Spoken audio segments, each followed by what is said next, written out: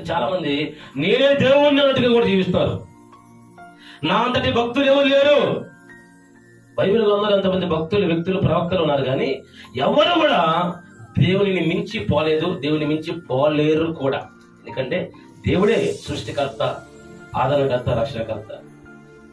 ఆయన్ని ప్రేమించి నేను పుట్టించి నీ కొరకు సమస్త నిర్మించి నీ కోసం తన ప్రాణం కూడా నీ కొరకు పెట్టాడే.